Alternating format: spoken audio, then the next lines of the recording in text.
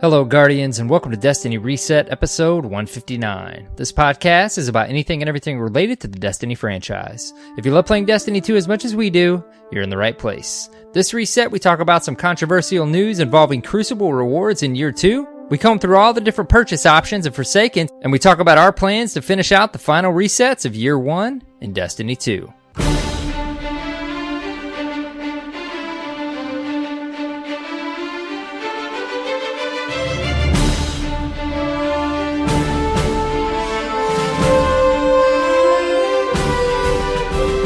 Hello, Guardians, and welcome. It's AER0KNIGHT, and of course, CyborgSasquatch. Hello, buddy. Hello. How are you? Doing good, man. Just trying to stay on top of the game here for this show and cover everything. The show and daily life. Yep. Getting into the fall, man. Like sports are kicking back in. School's kicking back in. Expansions are releasing. Yeah. Busy times. Crunch times. Yep. But just like every other week, we've got plenty to talk about Destiny related. Let's do it. Do we have any announcements? Yeah, we teased that we're going to do a little giveaway. We're going to give away a copy of Forsaken. Oh, nice. Yep. Save you some lucky Guardian. Maybe save you some monies if you haven't bought it yet. Yes. So go check out our Twitter feed. Follow us at Destiny Reset. And by the time you hear this show live, we'll have something up around that time, probably that day. And we'll have details go and see how tweet. you can enter. Yes, definitely. Some lucky Guardian will be getting a copy of Forsaken. And, dude, the hype is real. Yeah, buddy. I'm just beyond.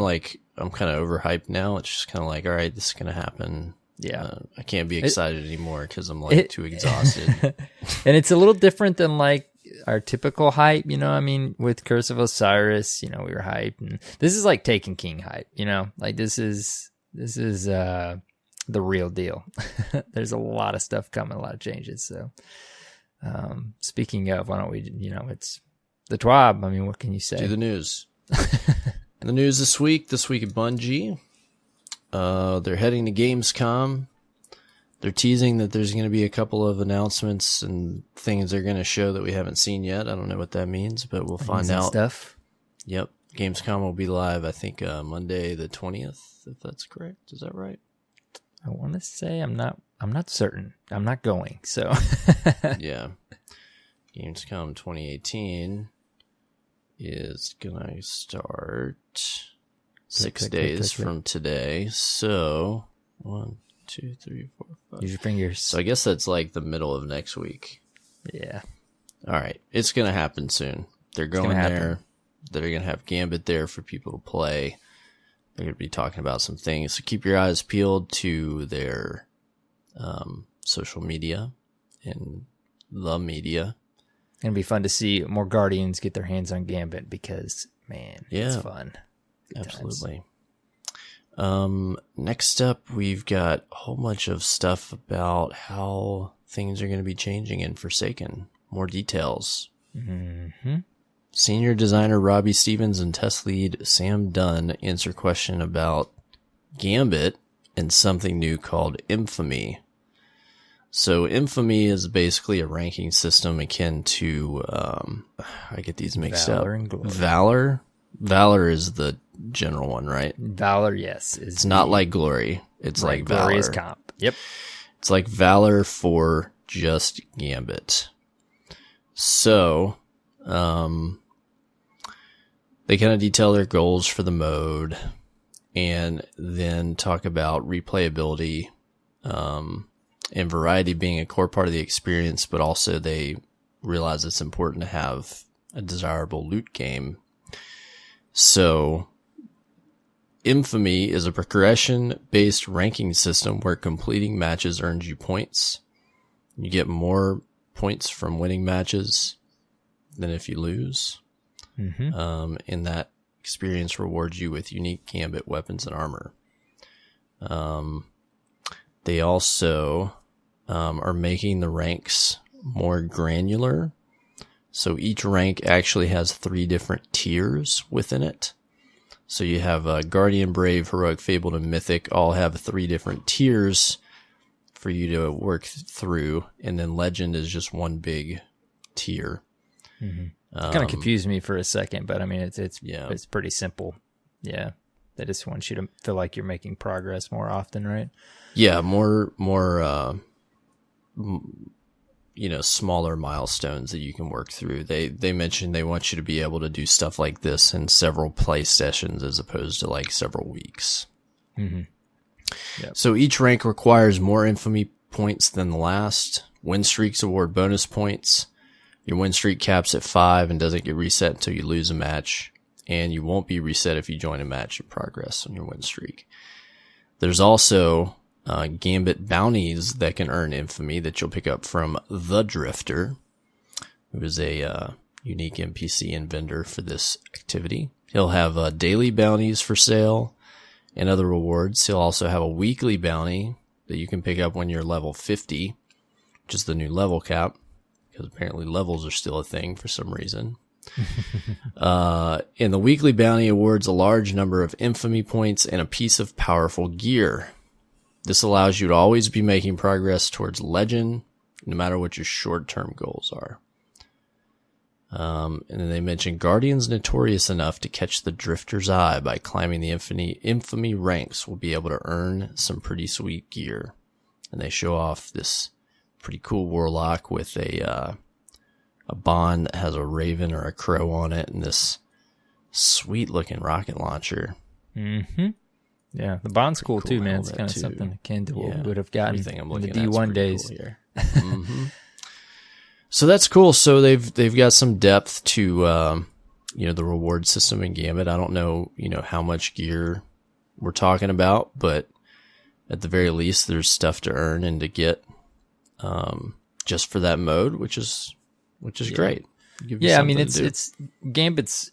I mean, we've both played it now, and we've seen a lot of the community's feedback who has played it. I mean, people really seem to enjoy it as it stands on its own. It's extremely fun and seems like it's going to have a lot of staying power. But I mean, it's Destiny, like we've talked about many times in the show. It's important to have systems in place and loot to chase, even when a game mode's fun.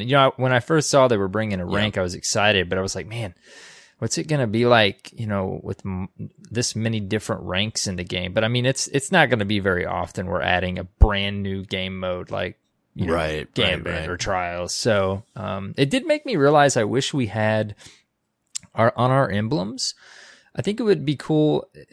I would like to see the actual icon level of other Guardians, whether it's I know we have emblems now, but they don't actually show you like unless I just haven't obtained one yet, like the actual, like the icons we're seeing in the TWAB here of the infamy, like we see in Valor and Glory. Like when I want to hover over an emblem and see that like change as they level.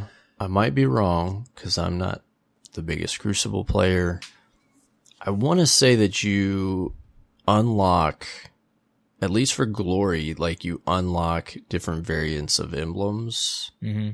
As you get higher. I could be wrong. I might be confusing that with the strikes. Well, it shows like the one Glory rank one I know it does show your numbered rank, and it does have a little icon next to it. So I don't know if maybe that little guy to go on the game and check it out. Does update. I am looking at it right now. Maybe the little one underneath your power level does change. I think it would be cool if there was an emblem for each of these activities that actually had a larger version of it to the left of your name, your gamer tag, and then the number on the bottom right, like the Valor one, showed how many times you've reset it. I think that would be cool.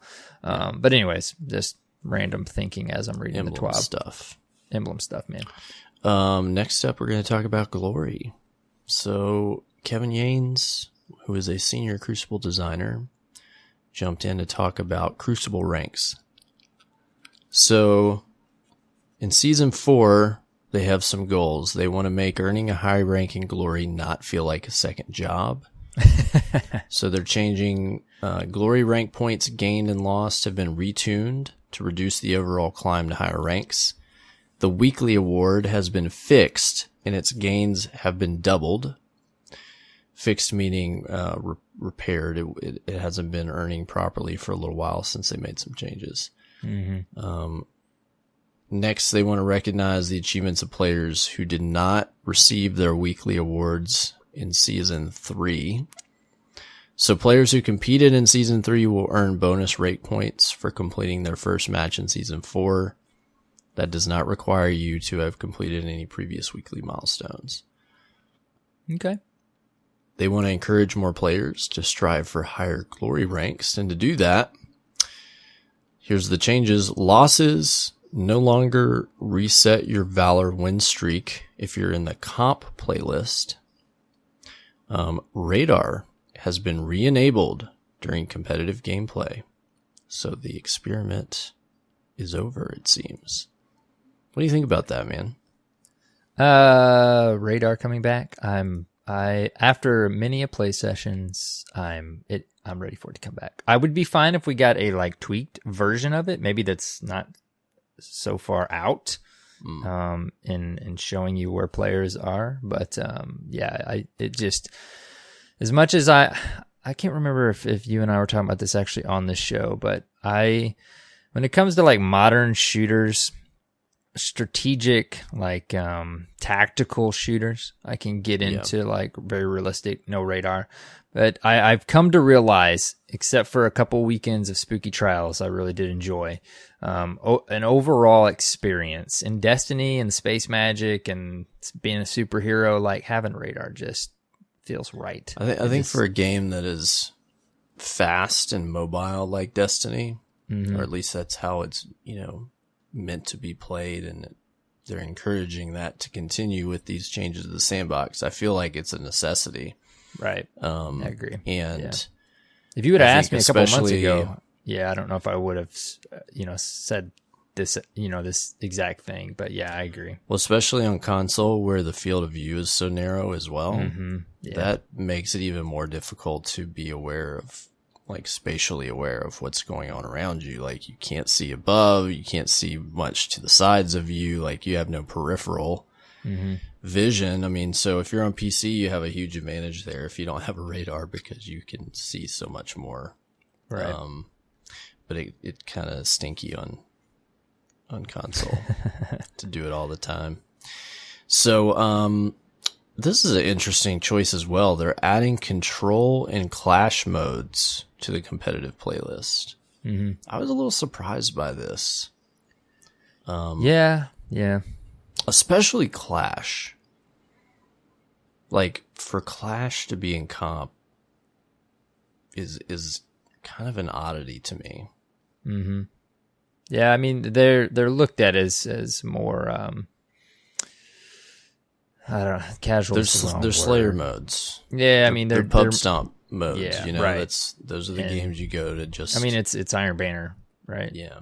So, yeah, I think which we were talking about a minute ago when we get to it. I feel like he addresses there's a phrase Kevin uses in his follow-up tweet from this about control and clash, like competitive versions, but likely all that means is like score tweaking and. You think so? Maybe spawn tweaking or something. Yeah, I could see that. I don't know. I guess we'll find out. Yeah. They're removing lost streaks.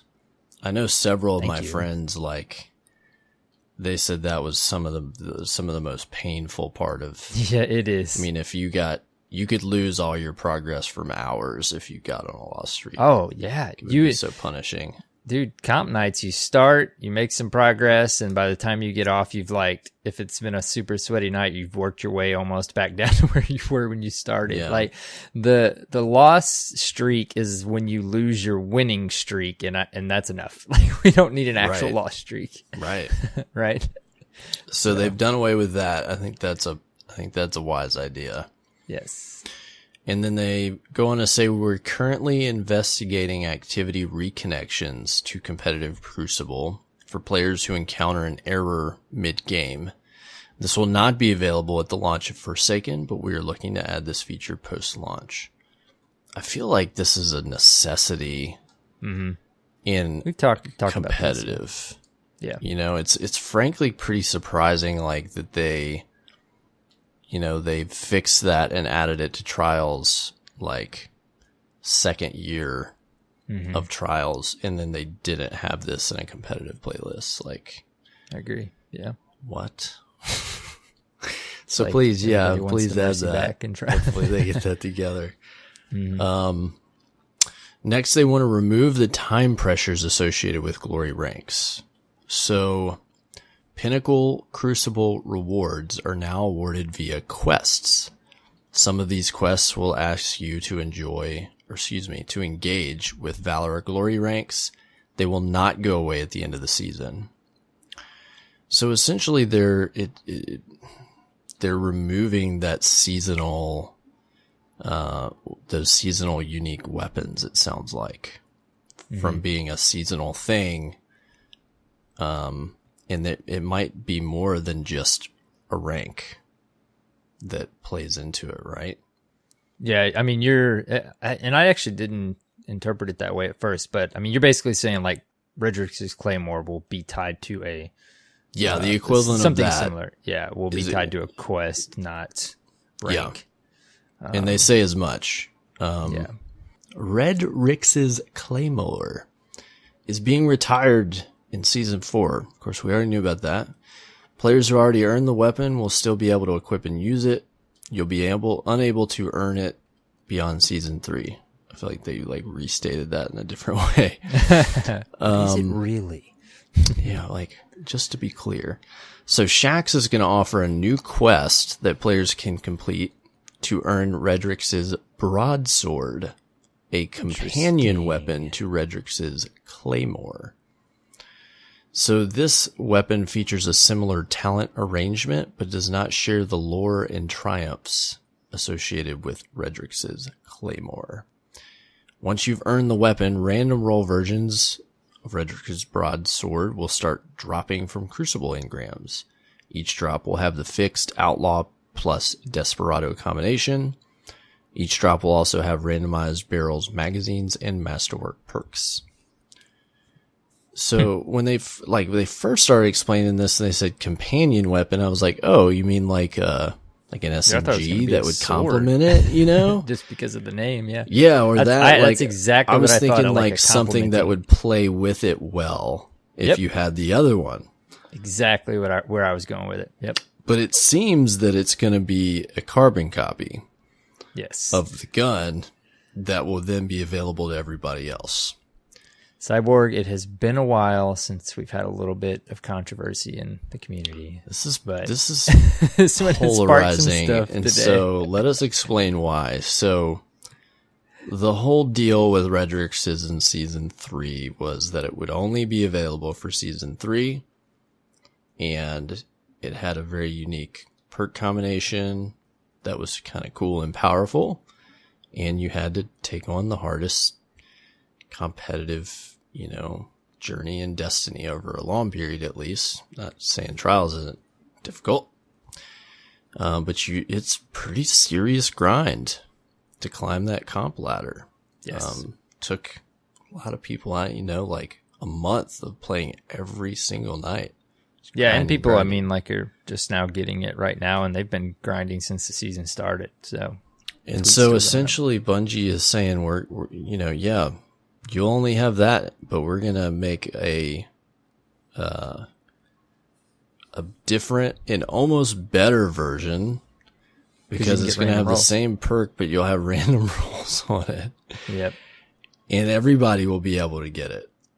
And they said it's wording wise, it's a quest that will take a lot of your time and effort to get this. But if you currently have the Redrix's Claymore and you did grind for that in Season 3, you will immediately be able to get Redrix's Broadsword drops from the Crucible. So to say that again, if you did get the Claymore, you can get drops of this new weapon in the Crucible immediately as soon as Forsaken drops. If you didn't get the original Claymore, you have to grind out this, what they're explaining as a fairly lengthy, grindy quest before you even start getting random rolls to drop for this weapon. So, there's that. You know, there's a way they are addressing it to an extent, but yeah, I mean the community. I mean, just today we learned about this today. You know, there's a bit of an uproar, and I mean, I get it, man. I mean, what do you think overall? I get it too. I mean, as a person that didn't, you know, achieve this, am I excited to get my hands on the gun? If it's feasible for me, yeah, like, sure, I'd love to play with it. But man, like, if I had earned this gun, I would feel super burned. And I would be very reticent to do anything else like that again in Destiny. Yeah.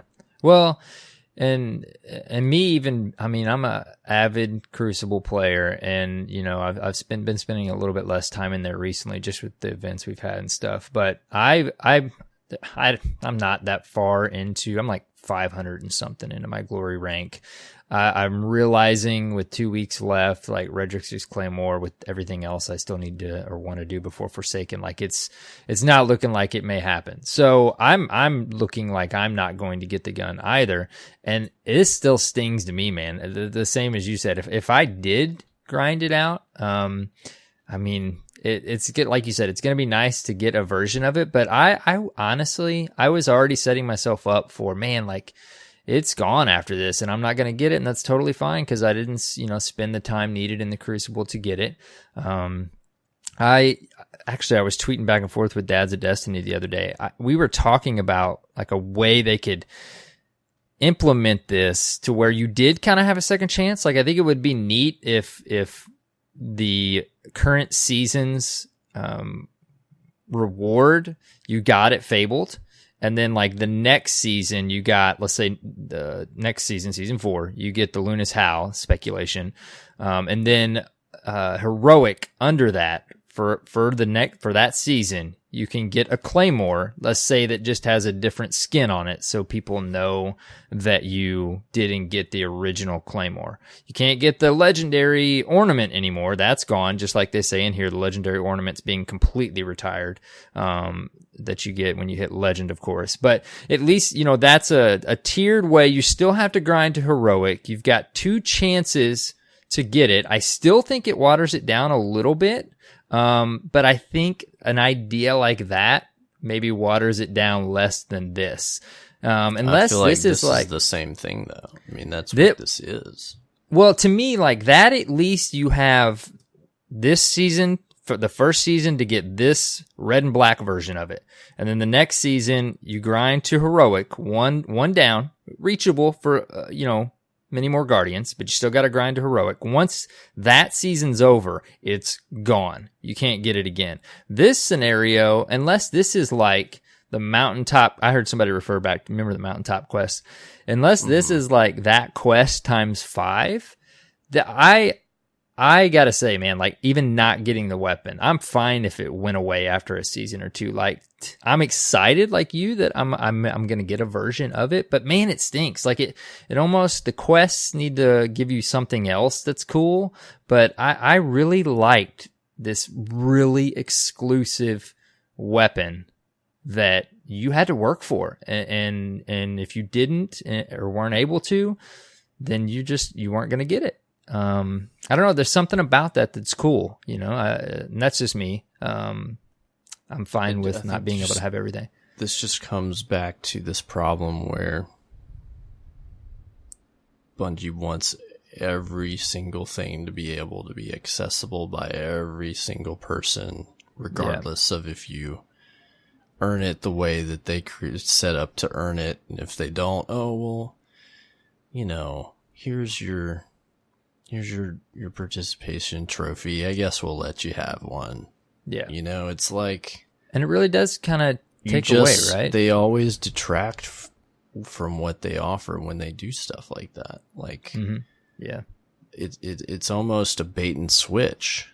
Yeah. You know, why why do you undermine your own credibility in propping up prestige of things when you take steps like this? You know, like, why is it so important that everybody get a claymore? Like, one weapon in the game that you're willing to undermine your credibility for people to believe that when you say, like, something's limited time or something is exclusive or hard to get, like, people will stop believing you because you're not sticking by what you said.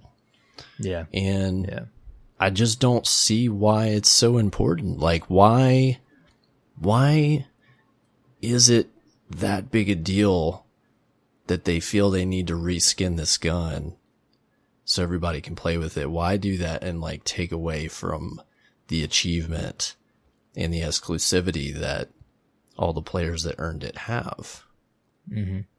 Yeah, and I'm sure, they had already been hinting for a few weeks now that they felt the grind to Fabled was too much. I mean, they just talked about it there and some of the other things they're tweaking. I get that, so just fix it and do better the next season. Yeah, they probably, when they talked about how exclusive it was and this or that, at that time, they may have not, obviously they didn't know the feedback they were going to get for the grind to Fable being what it, quite as substantial as it was. And maybe they didn't know at that time that they were going to implement something like this. But I think, I spent the last episode or the one before that talking about the ship in Solstice. That's the first thing we've gotten maybe ever that required a 3-character grind.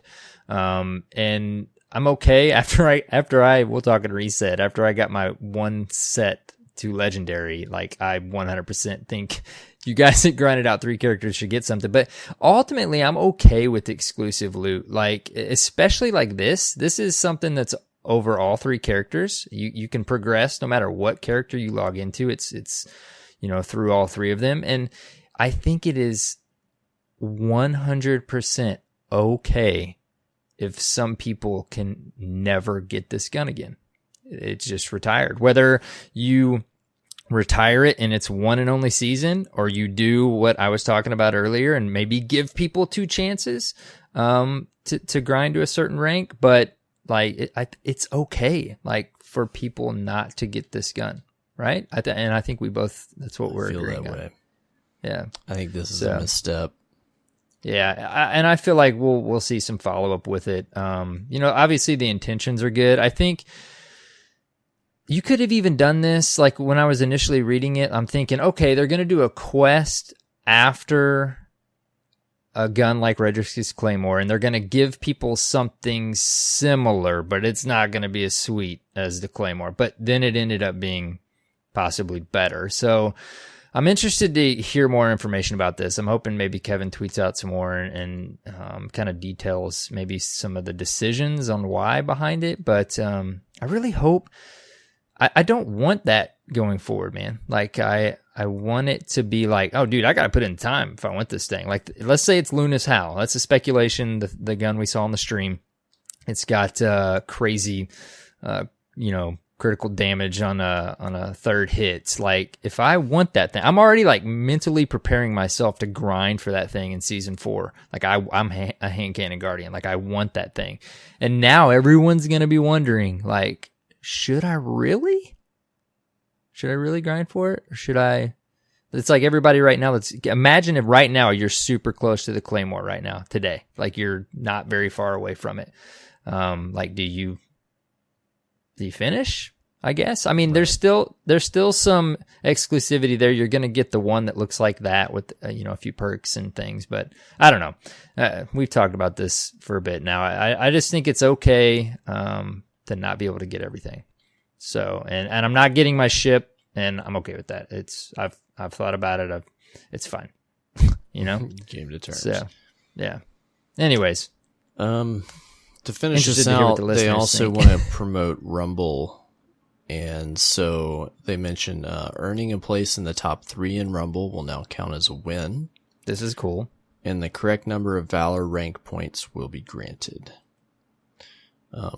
In Destiny 1, when you were grinding Rumble wins for Grimoire points. They had this same system. If you place top 3, it would count for you in that system.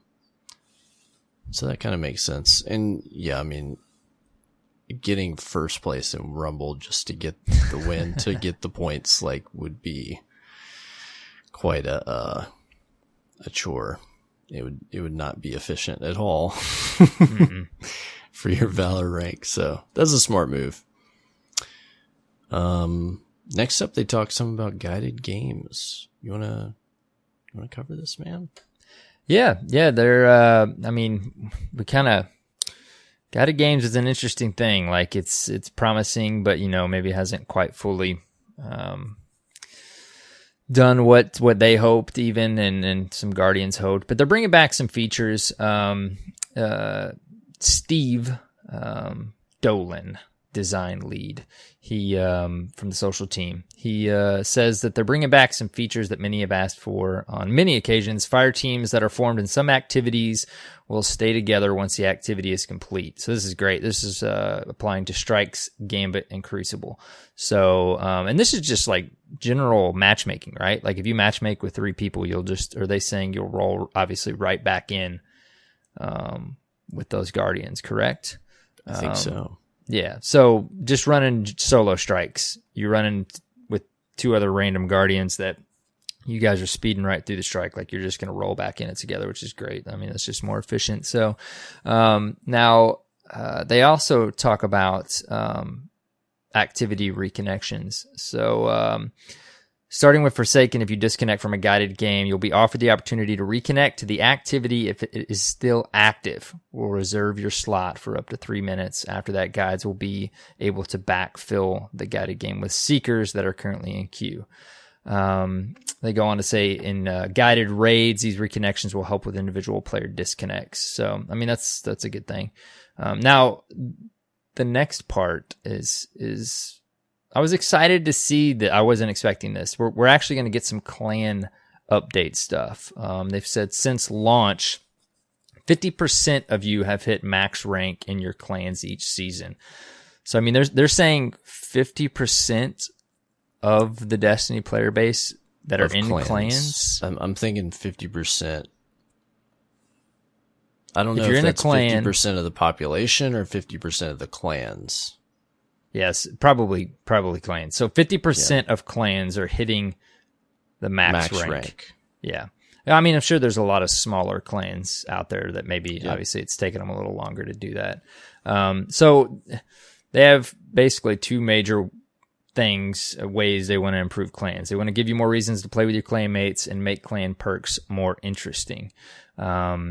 How you can earn clan XP is changing. When you start with Forsaken, Hawthorne will have 3 bounties. They can be completed alone or with a fire team to grant a small amount of clan XP. Once your character reaches the new level 50, Hawthorne will add 3 additional weekly bounties that grant larger amounts of clan XP but require you to fire team up with your clanmates. So what this level 50 thing, we just heard that with Gambit. Are they just talking about with that vendor once you hit level 50? No, like, so we're level 30 Guardians. Oh, the base level once you hit level 50. Okay. And so then it's one of those things where certain end game stuff doesn't open up until you hit that level 50, which usually takes no time.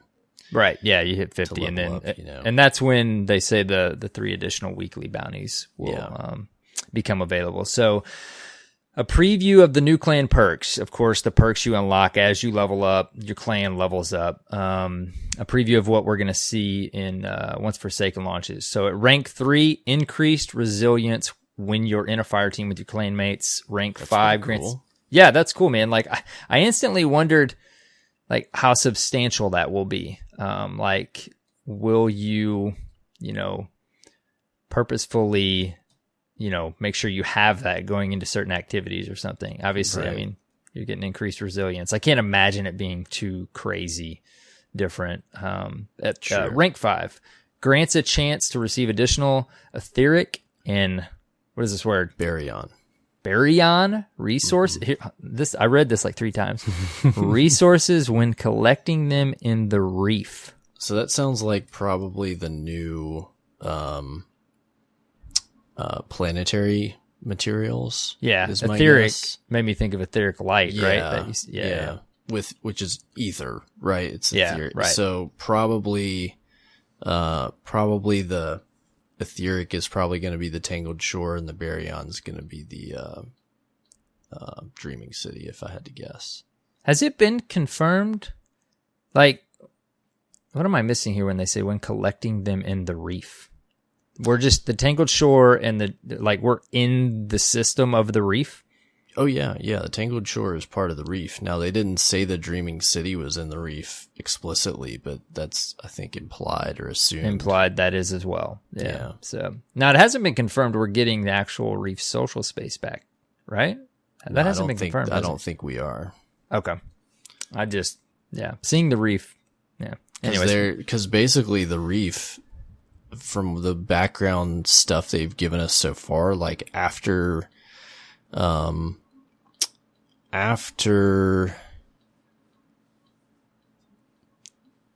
trying to think, I don't want to misquote this, but basically after the Queen disappeared and after the Taken King, the reef is they kind of went into chaos and are not totally organized over there, and the kingdom is kind of fallen. Fallen. Yeah. So and then the place where we went that was the social space of the reef was what was the name of it? I'll have to think about it. We're testing you. Yeah, it's been a while, but it was an outpost, basically, right, and I don't think it's there anymore. Well, I wondered that too, because speculation early on was maybe we would get the reef social space back, but we've since learned. I mean, at this point, I think the social space.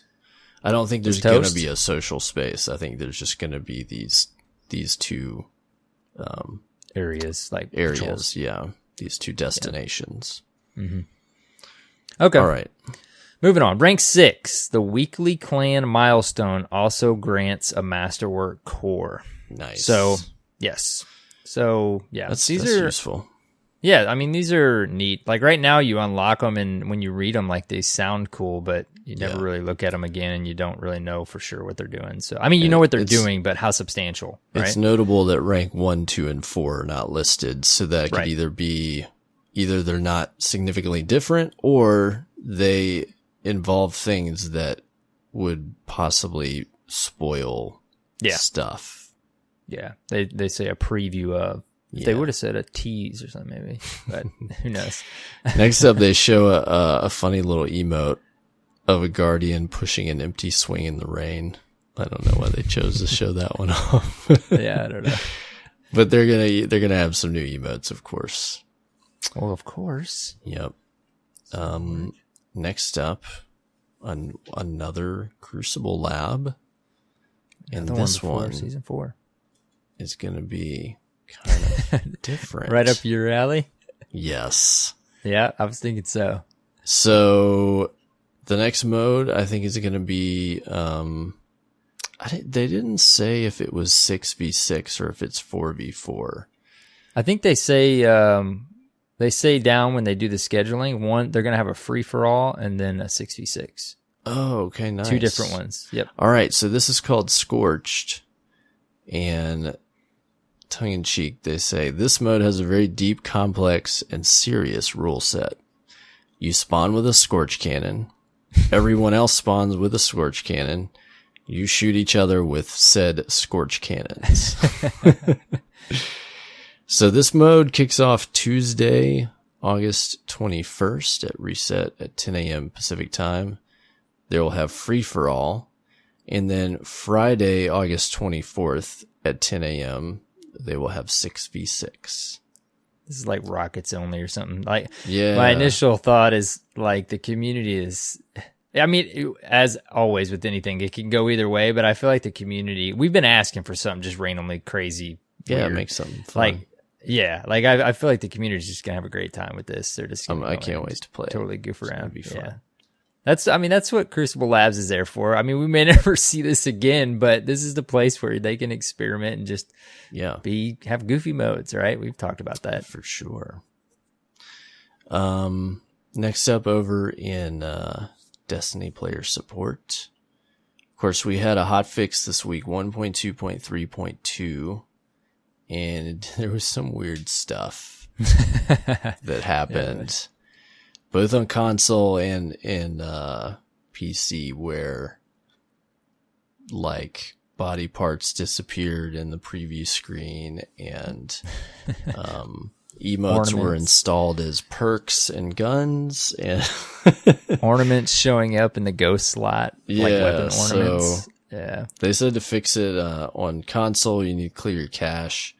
On PC, do something called a scan and repair tool using the Blizzard launcher, and it would fix that stuff.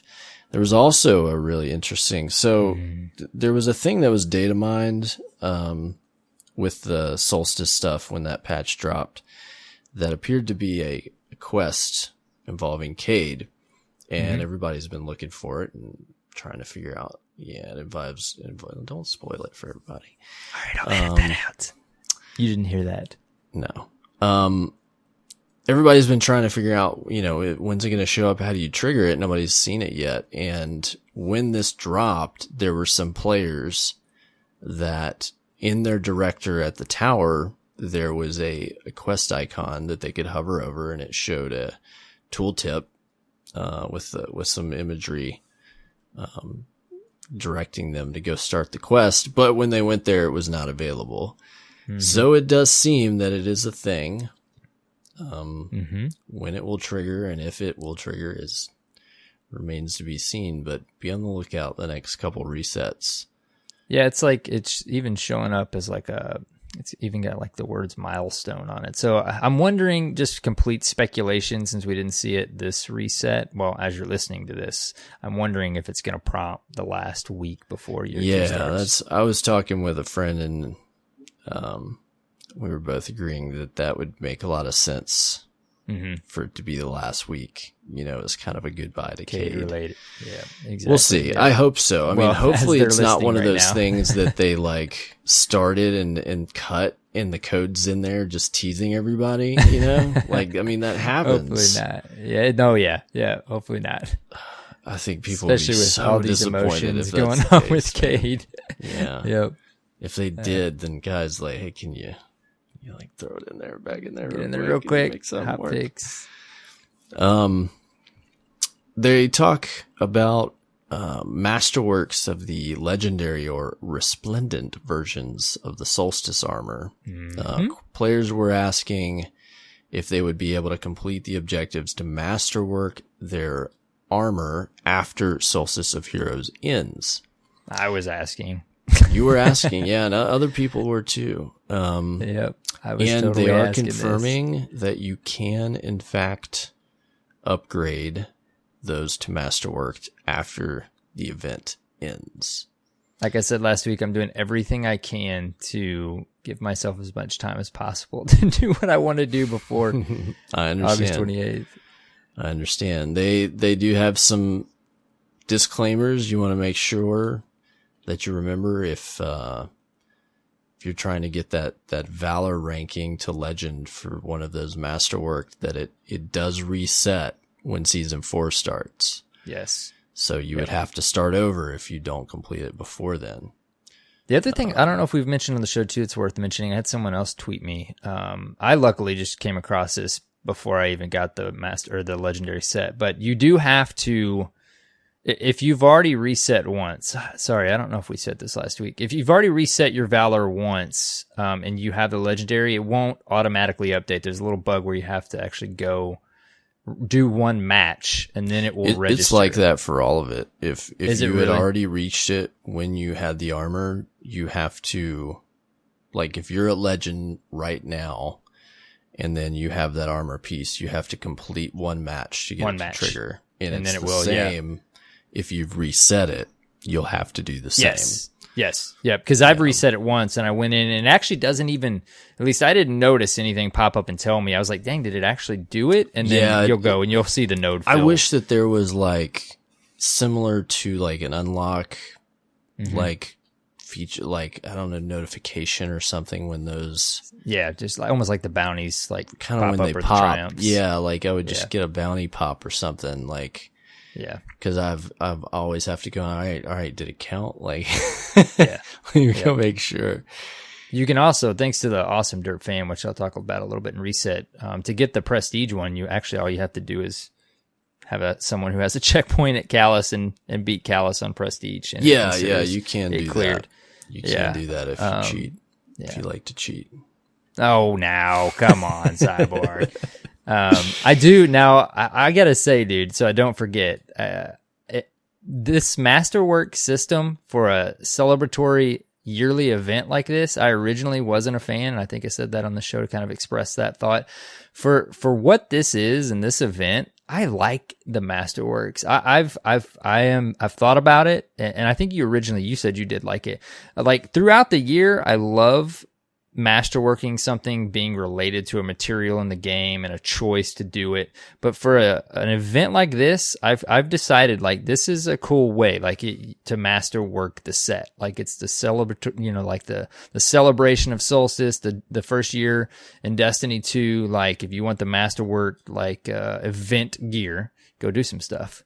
And anyways, long story short, I've come to like the system they put in place here on this set we got. So, and it got me in Prestige Callus.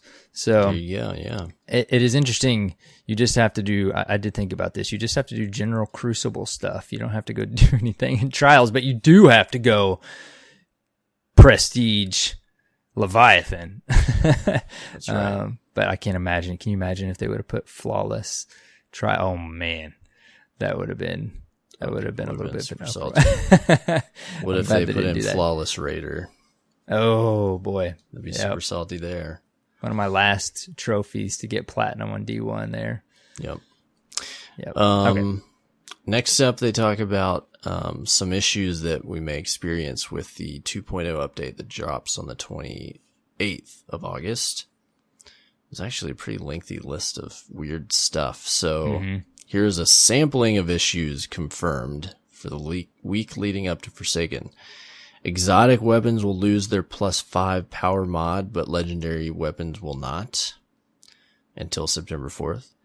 Nightfall strikes will not have scoring until September 4th. So this is notable because based on what they had talked about in the last couple of weeks, I thought Nightfall strikes were losing scoring. Yeah, you said that specifically. It sounds like they're just changing the system and it will still have scoring. So that's a big thing right there.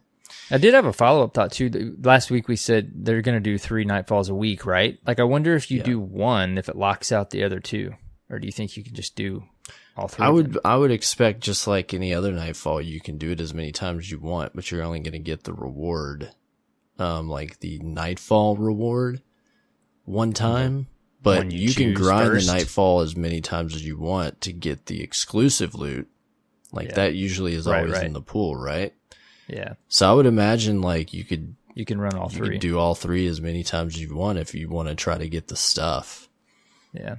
That's just an afterthought I had. It's going to be interesting to see how it all plays out. Yeah. Some tooltip and item descriptions may reflect year 2 item behavior, even if the functionality is not updated until September 4th. Some tooltips and item descriptions may reflect year 1 item behavior, even if item functionality has already been updated for year 2. Every angle. So basically, you can trust nothing for that week. It is going to be a weird week. It is going to be a weird week. Yeah. Year 2 weapon slots will be live for all players, which may cause some weapons in players' inventories to go to their postmaster. That's not scary at all.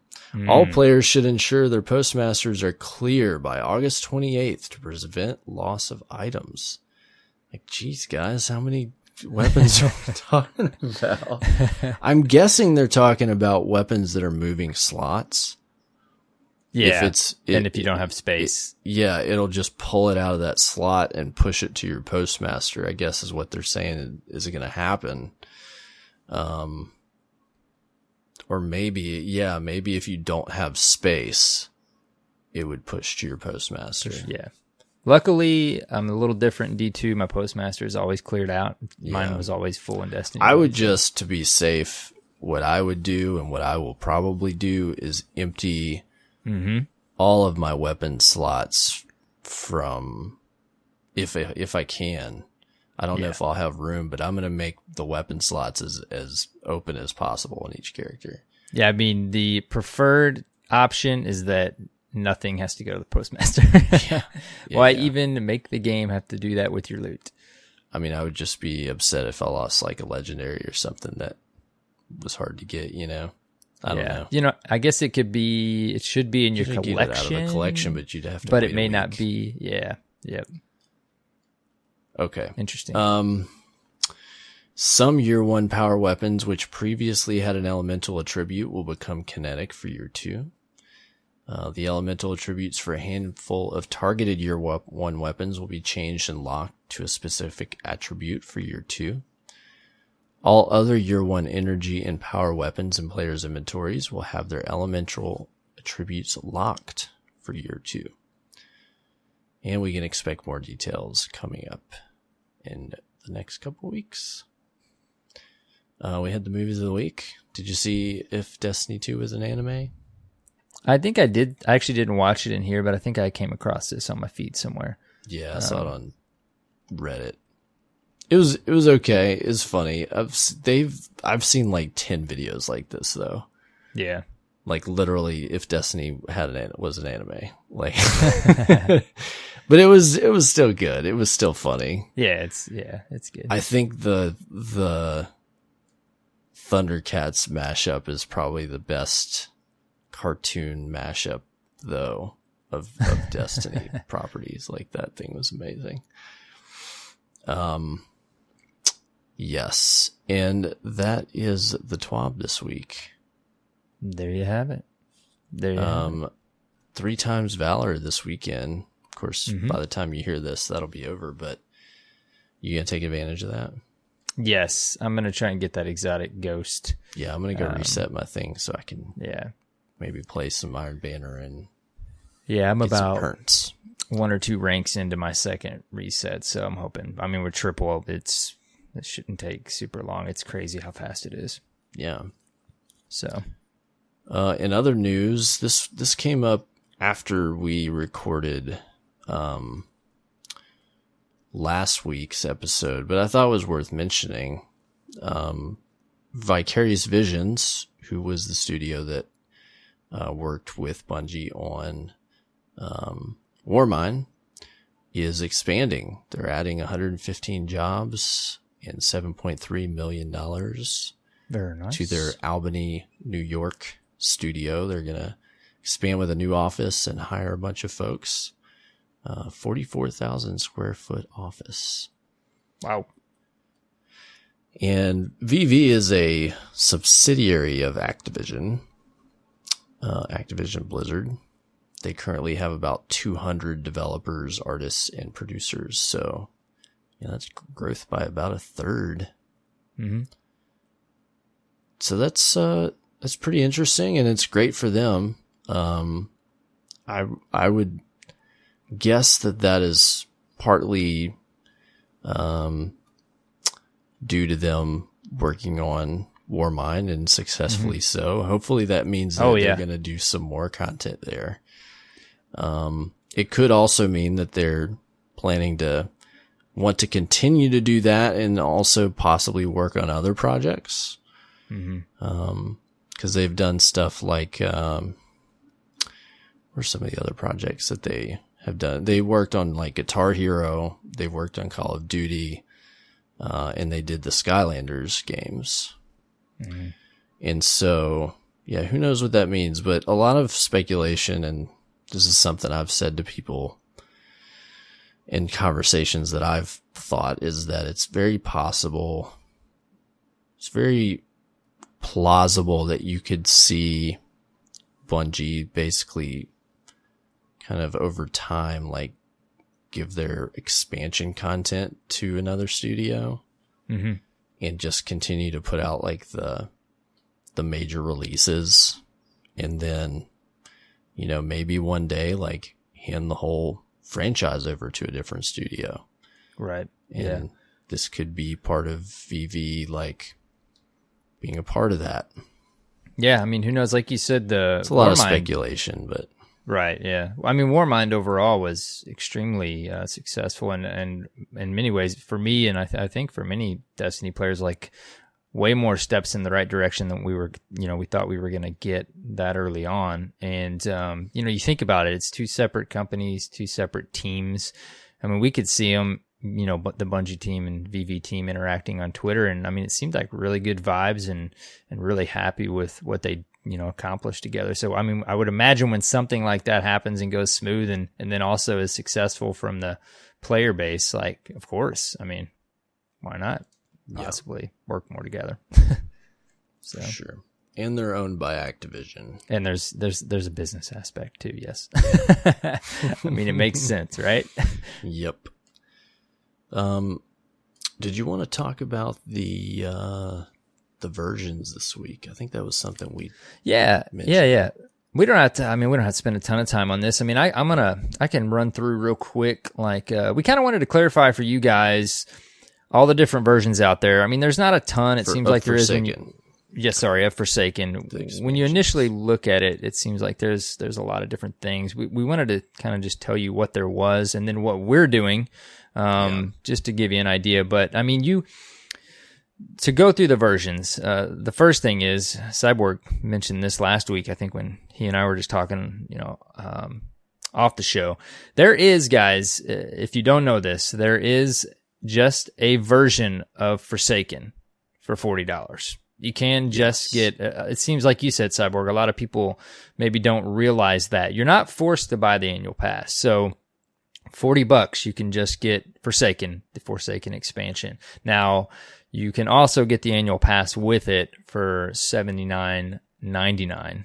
And then you can get, and I believe you can go to destinythegame.com and find the page of Forsaken and different versions and things of that nature. So they have a whole comparison and everything. They've got just Forsaken with annual pass, and then they've got Forsaken Digital Deluxe Edition, which that comes with Forsaken base, annual pass, and then it just has.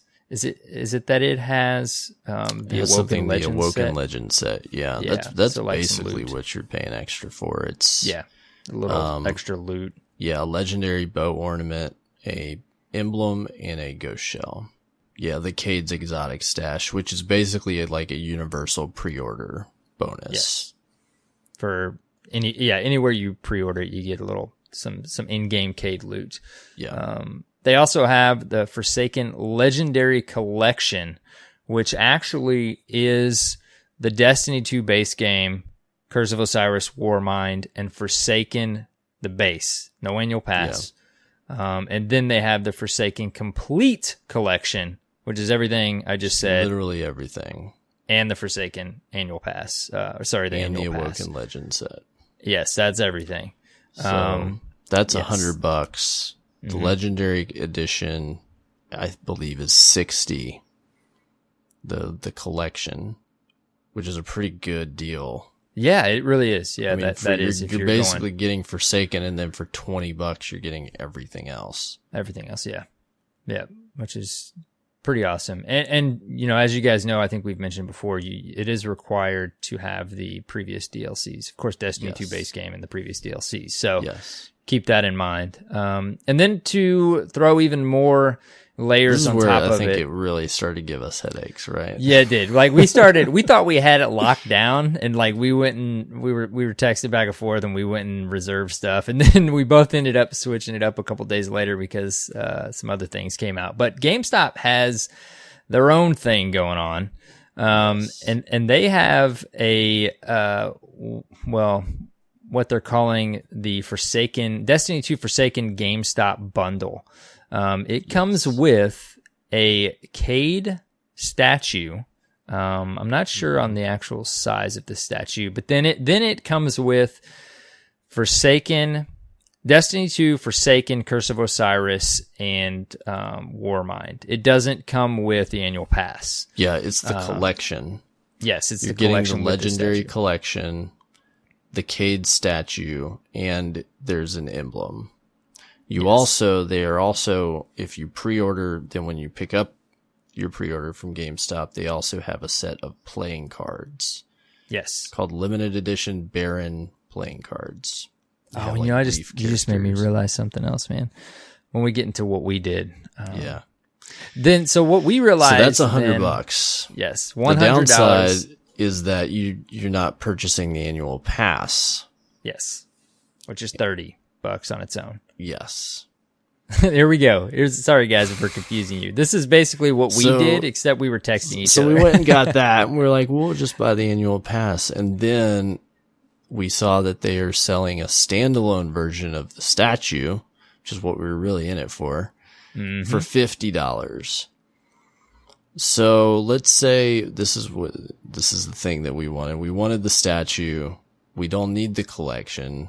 We wanted basically the digital deluxe version. So we canceled that. We both got the statue separately, and we got the digital deluxe on pre-order. Yes. And basically made our own collector's edition.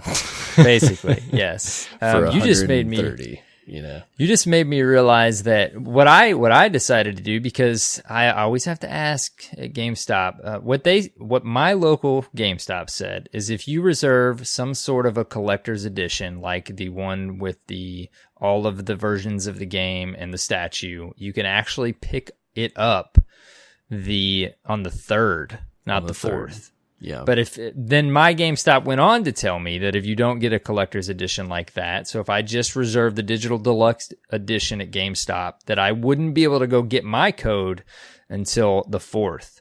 Cyborg, I believe's GameStop maybe said he could get it on the 3rd. So I'm like, you know what? I'm not even going there. I know we probably won't be able to get our hands on this till reset time, but I'm like, I'm doing the statue at GameStop. We both did that. And then there's also, what do they call it? Is it Cade's Box? Yeah, there's like a separate set of merch that you can get. Cade related, yeah. Yeah. It's $30, I think. Yeah, it's $30. It's called GameStop only? Cade 6 Collector's Box. Yeah, it's a Think Geek product. Okay. And yeah, Destiny 2 Cade 6 Collector's Box. It comes with an emblem. The same emblem, I believe, that you're getting with the other Cade 6 bundle. And it's got some cool stuff in it. There is... I'm trying to pull up a better picture of the screenshot. So there's a spicy ramen mug. There is a Kevin Raggett version of Cade 6. He's an artist. It's a magnet. There's a bumper sticker. There's a teeny tiny ramen lunchbox thing. A teeny tiny ghost, vinyl ghost on a stand. This is cool. And a Cade 6 journal. Read the actual bullet points, because I read somewhere that even though the mug is in the picture, that it doesn't. The mug is actually not listed in the bulleted list. It's in the bullet points I'm looking at. It has. Is it really? Says 8 items for the discriminating Destiny fan: Cade 6 journal, spicy ramen teeny tin, spicy ramen mug, Cade 6 sheet magnet, ghost mini vinyl figure with stand, Earth Velcro patch. Eyes Up Guardian bumper sticker, which is it has that type, and then it has a picture of the ghost, and exclusive Guardians Call in-game emblem code inside. Nerd alert, and I have one reserved. I want that ghost. For sure. I'm putting that ghost on my actual desk, like not my Destiny shelf. I want that little mini ghost, like right on my main monitor. Nice.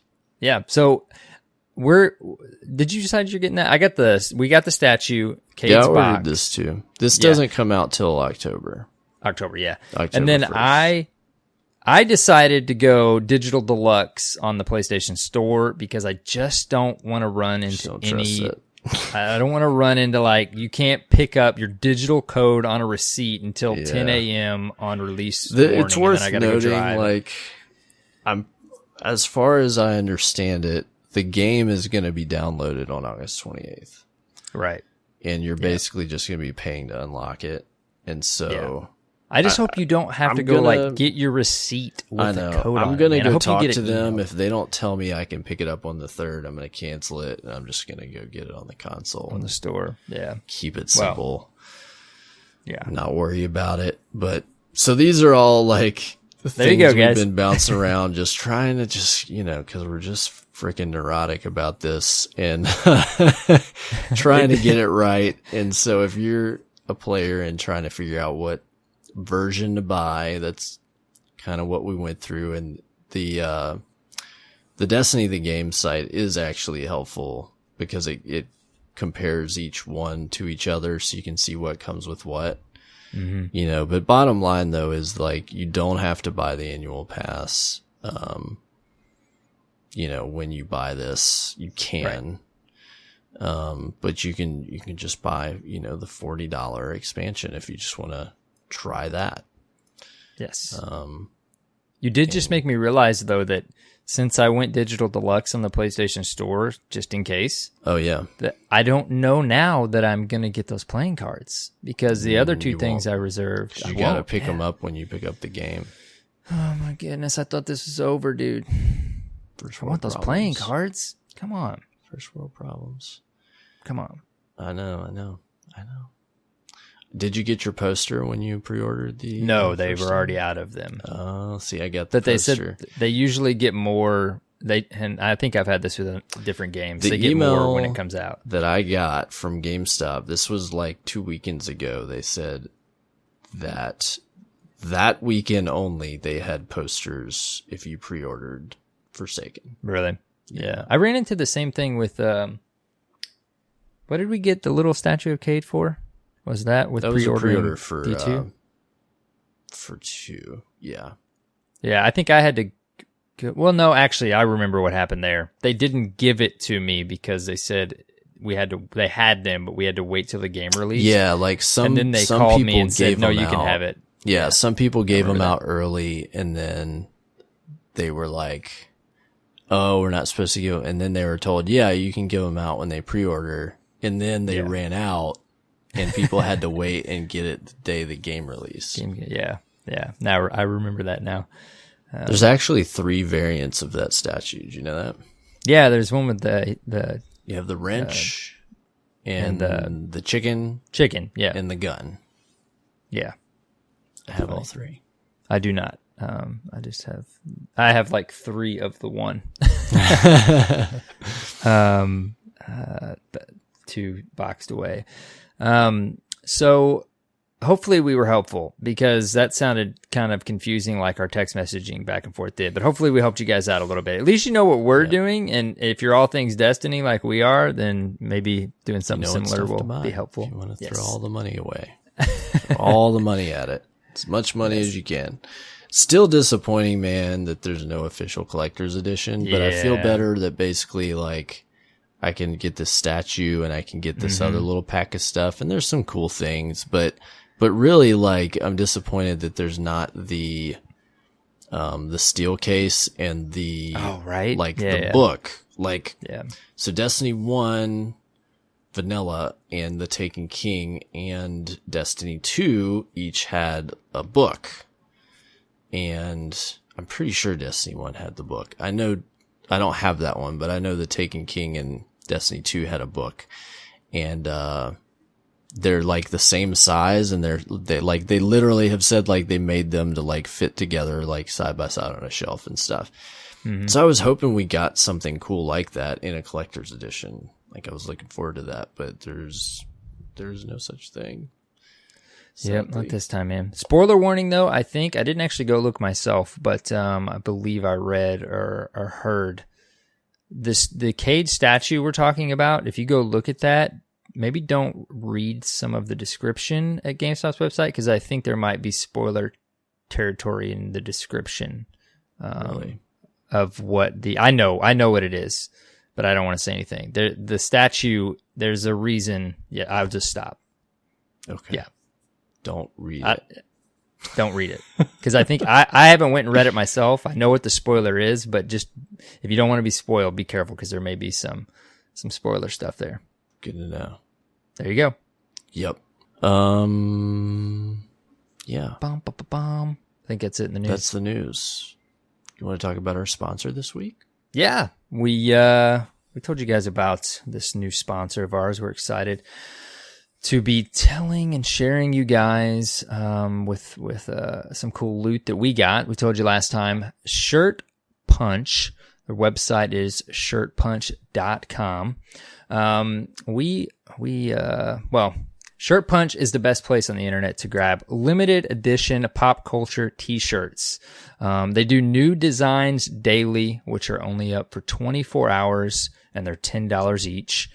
Sometimes, for example, they do t-shirts with glow-in-the-dark, metallic prints, things like that. They have a selection of gallery tees as well.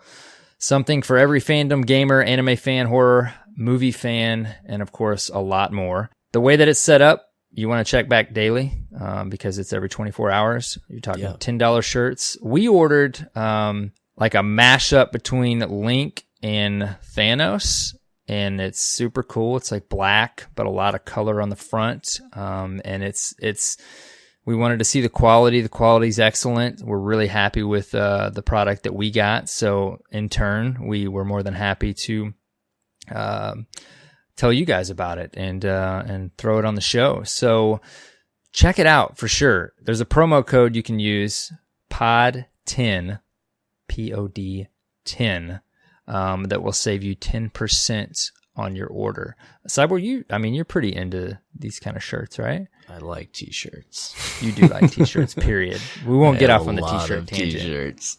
Yes. They have some cool ones in here that I want to might be order that I like. But I do like all of their stuff is like original. You're not going to see like versions of shirts that you've seen before, but they do like really cool mashups and like just there's all kinds of stuff it's from neat. Like Back to the Future to Pokemon to like Judge Dredd shirts and like just all kinds of cool stuff. Anime stuff and Halloween shirts, and there's all kinds of cool stuff. And so then every day, like they'll have a new design that's up for just $10. Mm-hmm. Today I was looking at them and they had they had like some Harry Potter ones that were a couple of Harry Potter ones that were cool. And then like a Star Wars Infinity War mashup one. And there's some cool ones. So go check it out. Shirt Punch. It's important to note they do ship internationally. Yeah, for sure. North America, Australia, and everywhere in between.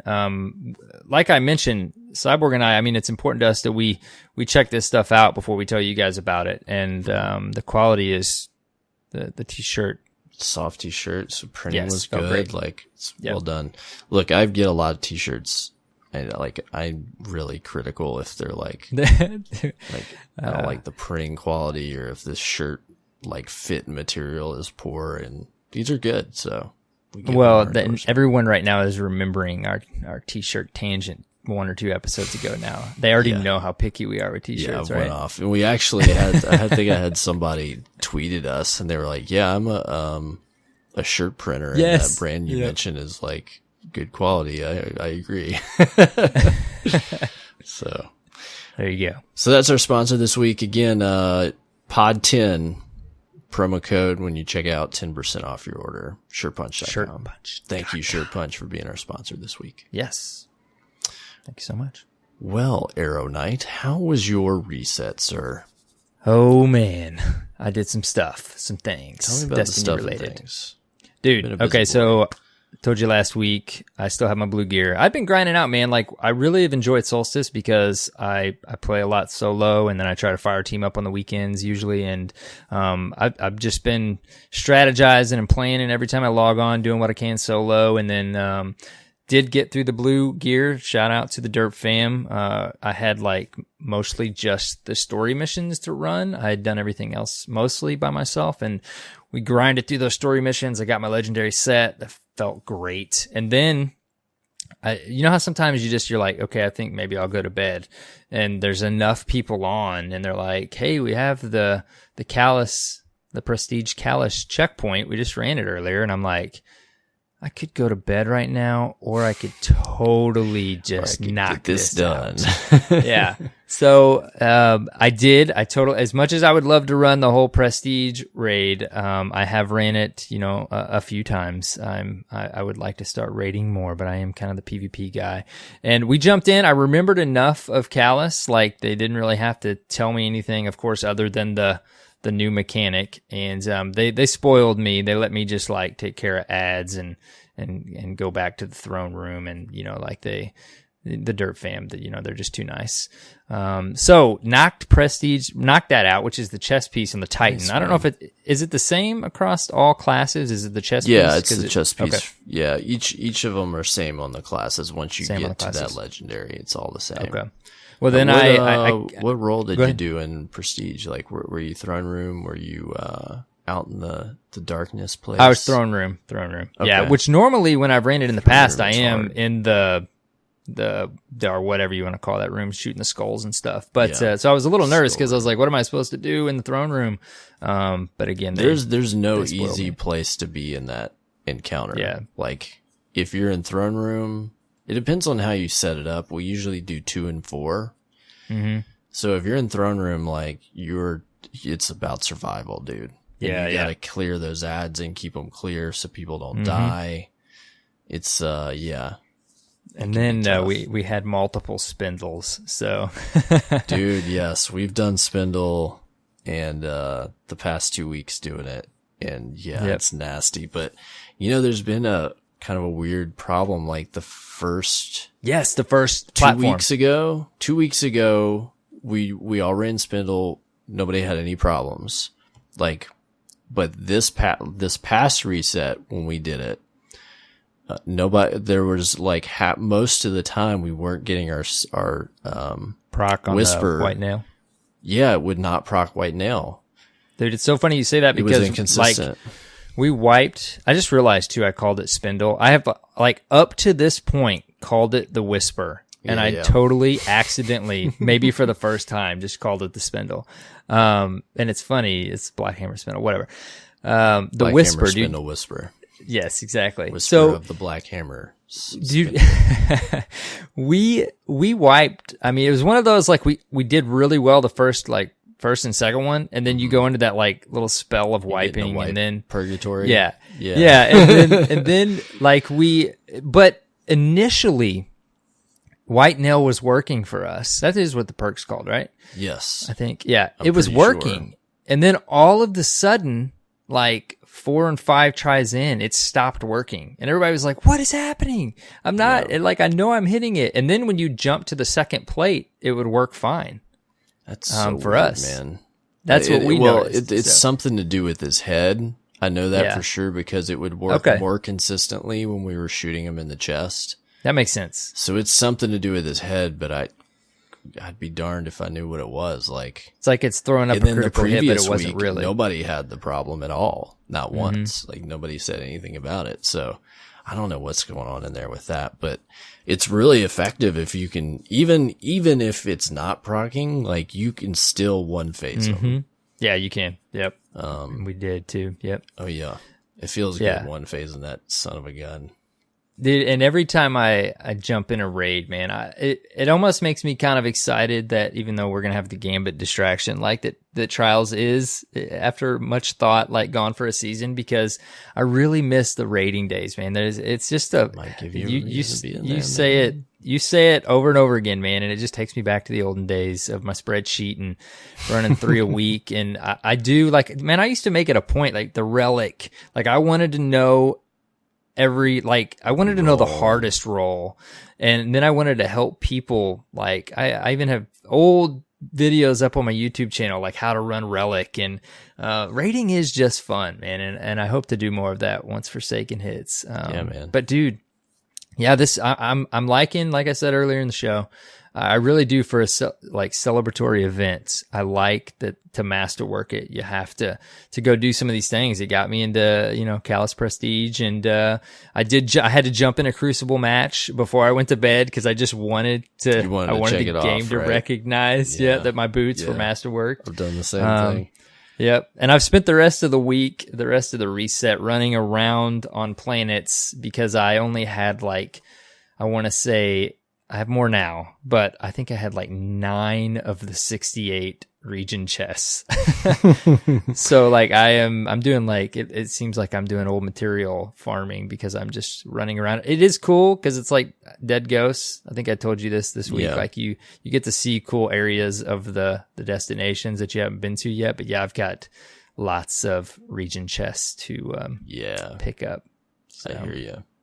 So here's where I'm at. So I've got, in order to complete all the points and masterwork all the sets, I have to do, 5 heroic strikes on my Titan to finish that set, 5 heroic strikes on my Warlock to finish that set. This is the masterwork that you're doing? Because that's with the clanmate, right? Because that's one I have to do as well. I think you have to do it with actually I have it pulled up right here. I think you're right. I think you have to do them with a clanmate. Because I went and ran one and I didn't see it tick. I think that one strikes with at least one clanmate. Yep. And then on my Hunter, all I have to do to get legendary is the 5 Crucible wins. And then I can do all of those. And then I will be done with that. And then I have to get 10 region chests and 3 bounties. Nice. And I'm done. Bravo, man. So I'm going to be done this week. I'm going to finish all that out by reset. And then I'm taking next week off Destiny. You said you were going to do that last week. Yep. Just taking a break. I'm going to mainline. Here's my plan. I'm going to just play the heck out of No Man's Sky. I'm going to play some more. I started Dead Cells. Oh, nice. Super, I'm keep getting drawn back. I suck at this game. I'm not making it far, but I'm getting the hang of it. And it's fun, and I want to play it a lot more. I want to sit there and play it for 4 hours and see how far I can get. And then I don't know what got into me, but I know what it is. So did you catch the Doom Eternal gameplay? No, I did not. No. It looks so cool. And now I want to go play Doom again. So I think I bought it on PC when I built my PC because I wanted a game to test out my graphics card, just to see how it looked, but I never played it. So I think I'm going to power through the campaign. Nice. On PC just to scratch that itch because that game is so fun. Yeah, go for it, man. You'll have so a that's week, my plan for next reset. Dude, I don't even Bravo on 3 characters. I don't even know how you're doing it. It wasn't. To be honest, it wasn't that bad. Part of it is I had friends on every night that were all doing it too. And so we were doing stuff together, and I've helped people and people have helped me, especially with stuff like the missions and having people to do the nightfalls with. But if you have regular players on, it wasn't that bad. Not too bad. Yeah. Just kind of, I don't know. Zone out. I feel like there's grindier stuff that I've done for sure. Just playing vanilla Destiny. If you played vanilla Destiny, this isn't anything. There's definitely a fun factor to it, even on, I'm sure, the second. Yeah. And there is after having done it all, as long as you're not trying to do them, I think the key is don't try to do each set in tandem. I kind of stepped them out. So I got one up to blue and then I started the green and then I got one up to purple and I started the blue. And that, you know what I mean? I kind of did. And so it changed up my activity. So I wasn't just spending 3 days doing the same thing on 3 characters. And I've enjoyed it. It's been a fun grind and dude, I kind of forgot going back and doing stuff like adventures again and yeah, catching a couple that I missed, You know, there was like 2 that I had never done. Yeah. That were still open in my, I think in my Warlocks, director that I found. And I was like, oh, I never did these. Let me do these. And, going back, you know, doing Prestige Leviathan again, you know, just all kinds of stuff. It's been really fun. And it's funny because I've seen people on Twitter and they're like, you know, I realize that this gear is going to be like worthless in like a day. Yeah. But for some reason I want it really bad and I really enjoyed getting it. Like, and that's the thing. And I think a lot of people have said that, like, we all know, okay, it's going to be powerful now, but it's going to be not powerful at all in like a few weeks, but it still somehow was like a cool trophy, and the way that they set up how you get it was fun enough that it made it feel like worth it getting. And yeah, it'll always be a set that you can go grab and put on because it's unique and it looks really cool. That's cool, dude. Yeah. That's what I was going to say. I forgot until my legendary set popped. I was like, oh yeah, it's level 400. I'm like, that's awesome. And 4 or 5 if you stick mods in it. Yes. I didn't even think about it. I got it, and one of my buddies was like saying how he had his at 4 or 5. I was like, oh, you can stick a +5 mod in here. Okay. Yeah. Now it'll probably be 400 again after, Forsaken drops. But if you got the mods, drop them in there, unless you just want to convert them to some kind of mats later. But mods are going away anyways as well. Yeah. I still have to run the, my biggest thing I have to finish up. I'm going to try and do these other things, a couple things solo, and just go finish collecting those. But I still have to run the raid layers. I gotta. For those scores.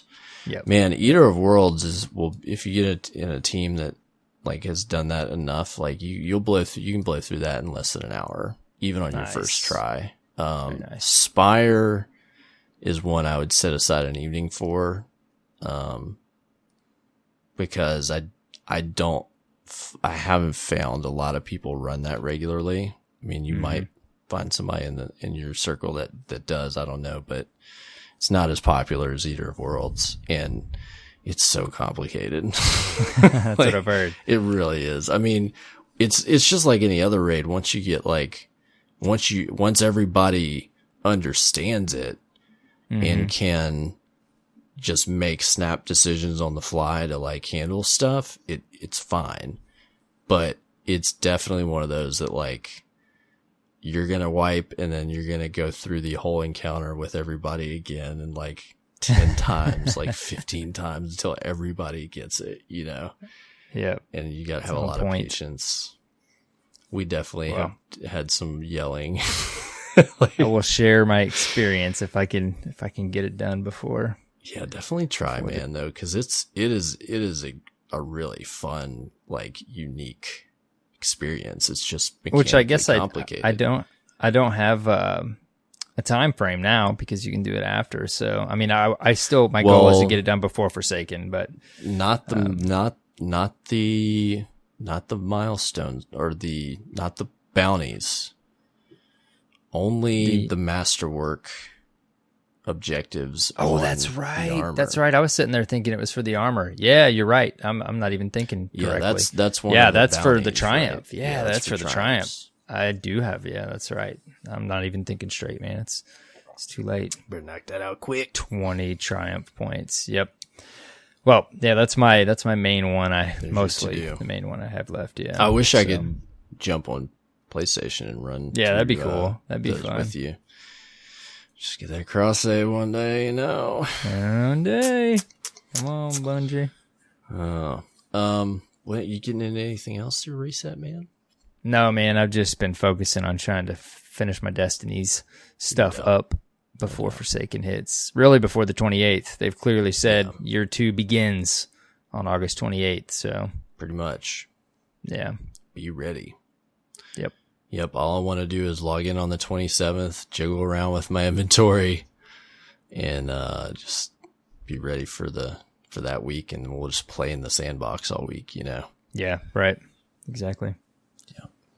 All right, man. There How you have about, it. Yeah. I know we don't have any like fresh discourse this week. I know we've gotten some emails, right? Yeah, dude. Yeah, we you guys send us emails. Send us your thoughts and everything. We've been getting emails of new listeners and new guardians that want to join the Derp fam, which is fantastic. Those emails are awesome. So let me try a different approach. Hello, Bueller. What are you guys up to? Let us know. What are you thinking they're about all in Solstice? Hype overload and just a numbing phase of they don't know how to send emails anymore. Bueller. Send us your emails, destinyresetpodcast@gmail.com, or your speakpipes, speakpipe.com/destinyreset. We'd love to hear from you, what you're playing, what you think about. I mean, let us know what you think about this Claymore debacle. Oh, there you go. Will that do it, maybe? We're going to get like 20 emails now. Yeah, man. Tweet us, too. You can tweet us at Destiny Reset. Hey, we got a new patron this week. We did. Ewok with rabies. Okay. Thank you so much. Love that name. That's a scary thought. We really appreciate it. Thank you for becoming a Patreon. If you don't know what that means, go to patreon.com/destinyreset, where for as little as $1 a month, you can support the production budget of our show. And you get a few perks. You get a shout out on the show. You get your gamer tag posted on our website, and you get an invitation to our channel in the Discord just for patrons and supporters. Yes, you do. And thank you, Guardians, so much. Thank you all. Thank you guys for all your support, your continued support. If you're a, monthly and, at this point, I think we have folks that have been patrons for over a year now. Yeah, it's been a good while. Faithful supporters, just month after month. We thank you guys for continuing to be there for us. It means so much. Yep. Dude. Yes. It's late. It's late. It's time to wrap this thing up. Where can people find you on the internets? You guys can find me on Twitter, YouTube, and Twitch at AER0KNIGHT with a 0. What about you, man? You can find me at CyborgSasquatch on Twitter and Mixer. Finally, you can find us at Destiny Reset on Twitter. Remember, go follow us and be on the lookout for that giveaway for a copy of Forsaken. And speaking of giveaways, dude, iTunes, Apple Podcast reviews, you guys stepped up. Yeah, you did. Guys, 206. Last week we had 195. We said we wanted to really hit 200 before Forsaken hit. We're 2 weeks away still, and we hit 206. You guys are awesome. Killing it, man. I mean, shout out all these names, Cyborg. Yeah, so we've got Shadow Eyes, Big Black Africa, D Primavera, Wanston Bales, Mr. Tommy Gun, Daryl Loner, Aaron KMMJ, Punisher 5166, and Calvin Zero with an X. I like that. You guys all left reviews for us, and wow, thanks so much for taking the time to do that. Killed it. So because, big time, as I promised, when we hit 200 reviews on Apple Podcasts before Forsaken, I was going to open up the old Cyborg loot vault. So I'm going to do some final inventory. I'm going to have multiple items to give away. I'm going to ship them in the 48 contiguous states of America. Fortunately, it would be cost prohibitive for me to do this internationally. Please forgive me if you're in Hong Kong and Canada and everywhere else that I know you guys are. But I'm going to give these away to folks in the US. Maybe if somebody else, if I pull a name that's not in the US, maybe I'll have something digital I can give away. Let me go see what I got. I know I've got some emblems. Definitely going to have some emblems. You're so generous, Cyborg. I just like to give away Destiny stuff, man. Does feel good. Fun. So I'll probably do like a Gleam or something for this. So keep an eye on the Derp Twitter and my Twitter, and I'll detail this when I get everything set up and I know everything I'll have to give away. There's going to be a bunch of stuff. It's going to be awesome. There you go. And we would like to do something for you iTunes reviewers as well. As you know, we do monthly blue giveaways and things of that nature. So in addition to Cyborg's loot box, Boxtacular, we're gonna have something from our sponsor Blue if you left a review. Oh boy. Which means that you could still enter by leaving a review on Apple Podcasts. You could. Yep. So we'll detail that for you too. I think that's it though, man. Let's get out of here and stop giving away the farm. Yeah, that's it. Great show, of course, as usual. Until next week, guys, have fun playing Destiny 2 and take care, Guardians.